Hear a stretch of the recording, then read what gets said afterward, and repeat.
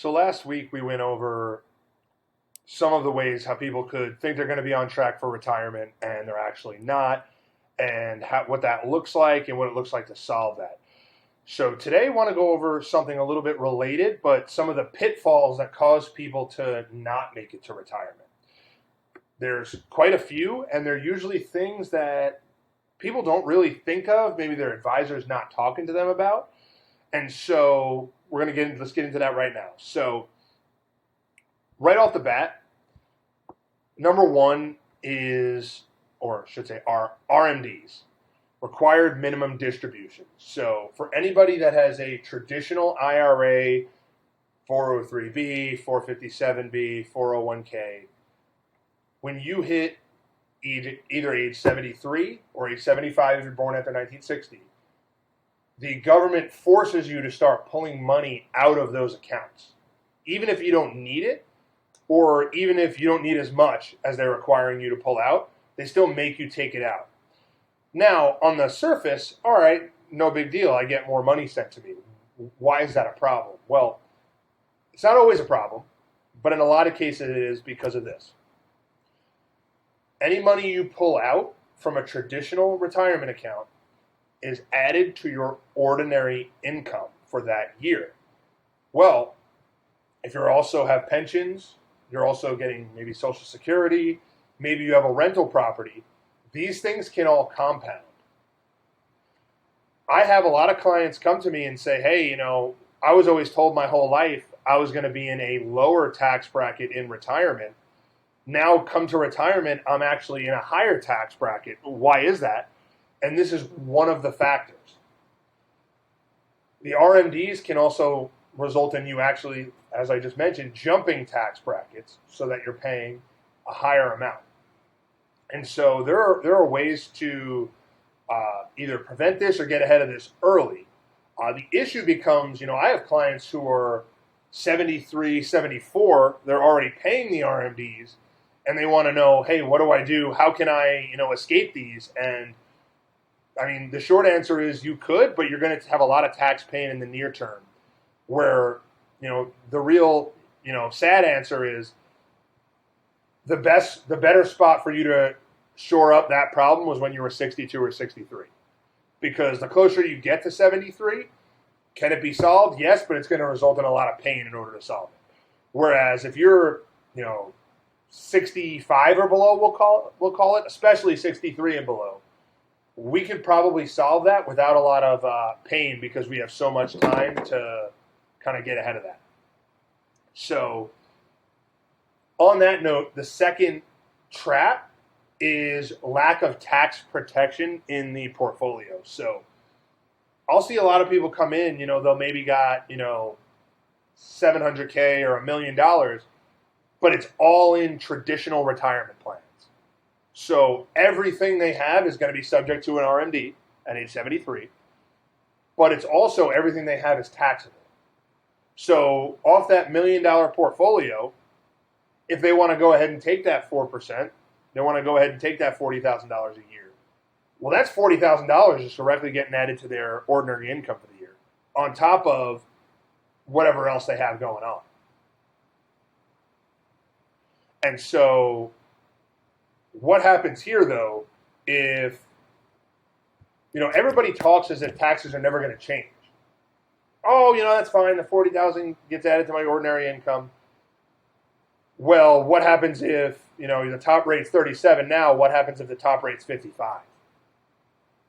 What happens if we go to UK-style tax rates where someone making, 60K is paying 44%? Something no one really thinks about, and a lot of advisors don't really talk about, but it's a major hole in quite a few people's portfolios, especially if, Biden's got plans, if he gets elected in November, Biden's got plans for what he wants to do, and he wants to hike taxes quite a bit, actually, as you can see here on Yahoo Finance. So Biden wants to, the current top capital gains rate, so this is on non-qualified accounts, is 20%. Biden wants to take that to 45. Yeah. That's a more than 100% increase. And so there's a lot of people who are going to have, stuff in that bucket, and they're going to say, oh, I'm all good, and now they're screwed because they didn't make any precautions for it. In the tax-deferred bucket, as we were talking about, in your traditional retirement accounts, 2026, taxes are already scheduled to go up. The Tax Cuts and Jobs Act, which is what the current tax law is based on, that goes away automatically. It sunsets 2026. That 37% top bracket, that's going up to 40. But that 24% bracket, that's being eliminated entirely, the current 24% bracket, and that's going to correspond to 4 new brackets. It's going to be the 25, 27, 29, 32% brackets. That's what is projected. But so, there are going to be people who go to sleep December 31st, 2025, in that 24% marginal tax bracket, only to wake up the very next morning paying 32%. That is a pretty substantial tax increase just overnight. And so you got to be asking yourself, what is my plan for this to happen? I mean, this is not that far now. It's a year and a half away. So we're not talking, 5, 10, 15 years away. And so that is one of the traps that I see coming because nobody's thinking about it, or a few people are thinking about it, and it's going to really hit a lot of people. The other one is IRMA. If you don't know what IRMA is, worrying about what the acronym is called doesn't matter. Basically means, it relates to Medicare costs. If you make above a certain amount of money, they're going to start hiking your Medicare costs. And that doesn't have to be a regular occurrence. It doesn't have to be from a pension. I've had clients that sold a secondary house, $700,000 profit, and all of a sudden, they're, right here, each, paying $630 a month each in Medicare. And so it's another thing, and it's another thing really that the previous two areas kind of compound with, because your RMDs may get out of control, which may make your ordinary income go higher, which may then cause you to have higher Medicare costs, and it really becomes a compounding death spiral. Because especially, if you're down here especially, you're looking at an extra $700 a month cost for nothing extra in return. You're getting the same Medicare services that you got before. You're just paying an extra however much, $400, $500, $600 a month for no extra benefit. Any serious plan needs to have IRMA at least analyzed. Again, you don't have to worry about what the acronym is or any of the advanced details. Just know it makes your Medicare go up if you have too much income. That's really all that matters. The fourth area where people run into retirement traps has to do with Social Security. So I get a lot of people come in, they're like, Jill and Joe, I'm Joe, I'm getting $2,500 a month in Social Security, Jill's getting $2,000 a month in Social Security. And then, guy usually dies first, sorry guys. So say to Jill, all right, what happens when Joe dies? Yeah, you'll get a bump up from your $2,000 to $2,500. But the rest of his Social Security, that's just gone. So you're essentially, not only are you dealing with, obviously, the pain, the loss of a loved one, of a spouse, you're losing 50% of your household income. What is your plan to deal with that?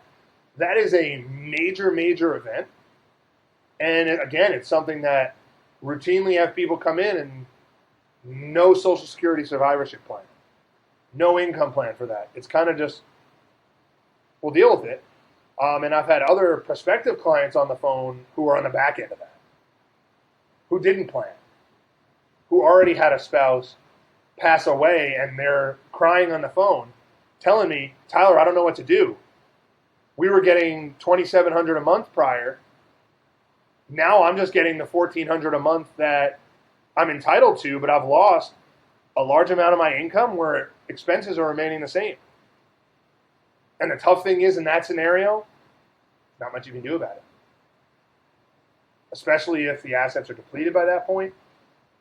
We don't want to get to that point. We want to make sure that all of those areas are taken care of, because you don't have a serious retirement plan unless you have a Social Security survivorship plan, in addition to the other 3 items we touched upon.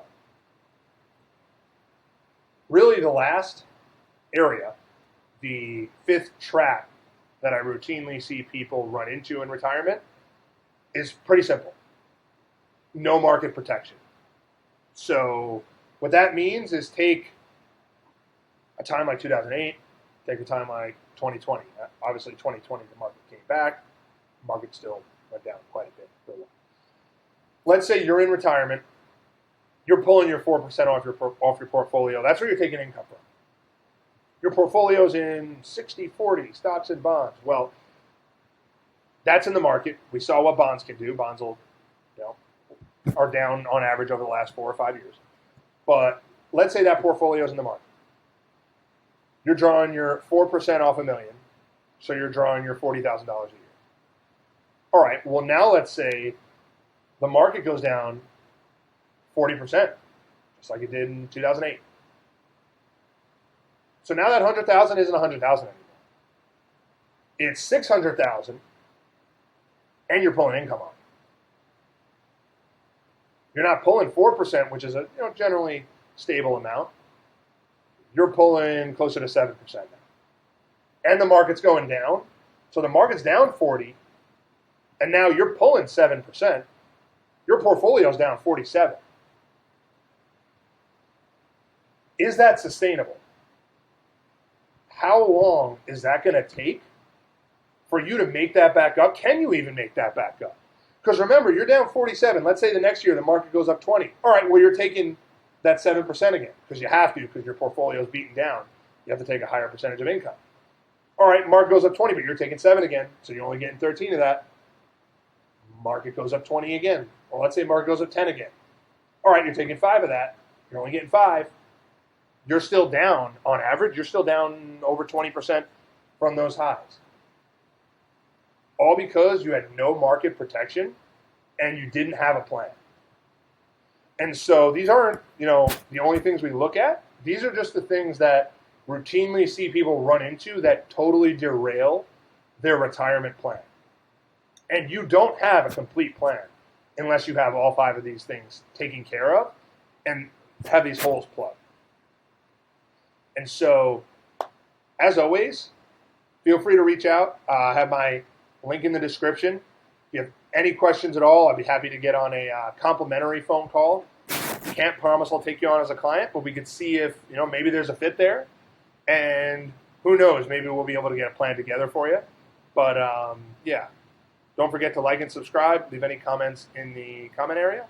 Have a great day.